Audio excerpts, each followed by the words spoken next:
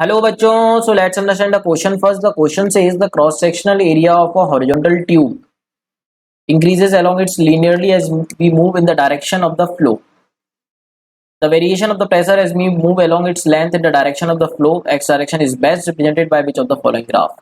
तो बच्चों क्वेश्चन कह रहा है कि जो क्रॉस सेक्शनल एरिया है वो इंक्रीज कर रहा है अलोंग द लेंथ, मतलब इस तरीके से ये cross sectional area continuously increase कर रहा है अलोंग द लेंथ।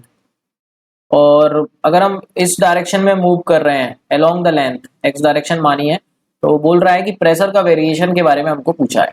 तो बच्चों मान लेते हैं इस पॉइंट पे प्रेशर पी नॉट है हमारा एटमॉस्फेरिक प्रेशर, और इस यहाँ पे किसी भी पॉइंट पे हम प्रेशर अगर लिखें तो कैसे लिखेंगे, बर्नौली की इक्वेशन हम यूज कर सकते हैं बच्चों।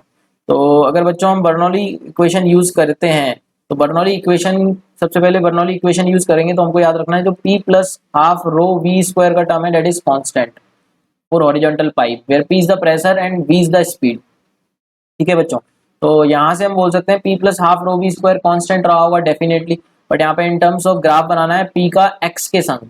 x is the distance, x is what, yes along the length. तो जैसे जैसे हम आगे जा रहे हैं बच्चों हमको P का वेरिएशन समझना है x के साथ। तो एक बात तो तय हो गई बच्चों कि जैसे जैसे हम आगे बढ़ेंगे, जैसे जैसे हम आगे बढ़ेंगे इसकी स्पीड बढ़ेगी या घटेगी। तो कंटिन्यूटी इक्वेशन भी यूज करेंगे। अगर हम कंटिन्यूटी इक्वेशन क्या बोलती है, एरिया इनटू वेलोसिटी क्या होगा, कांस्टेंट।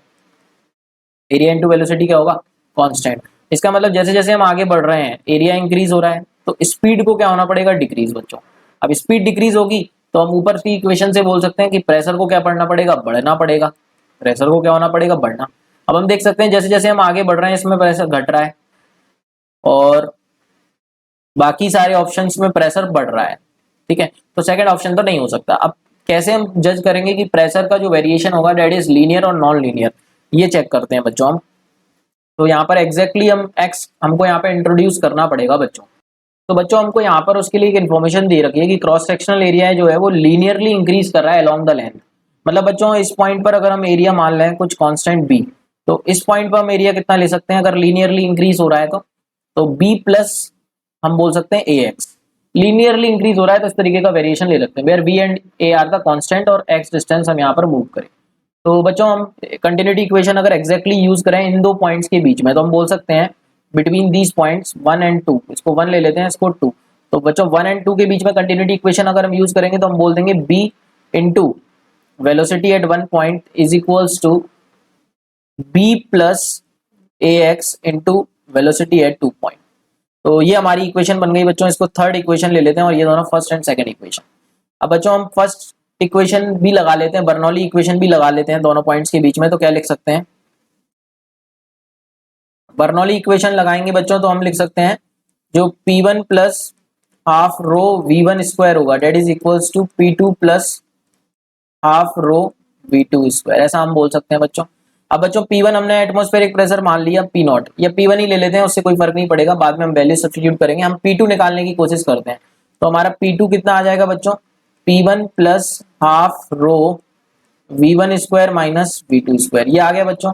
तो इसको हम इस तरीके से लिख सकते हैं P1 प्लस हाफ रो, और V1 एंड V2 को कैसे इंट्रोड्यूस कर सकते हैं बच्चों, V1 और V2 को एलिमिनेट कर लेते हैं। तो V1 को हम लिख सकते हैं बच्चों, इसको V1 स्क्वायर ही रखते हैं हम, माइनस V2 को क्या लिख सकते हैं बच्चों, यहाँ से देखिए V2 को लिख सकते हैं हम B V1 upon B plus ए एक्स का square, V1 upon A plus B plus A X का होल स्क्वायर, B प्लस ए एक्स और इस पूरे का स्क्वायर, ऐसा हम बोल सकते हैं बच्चों।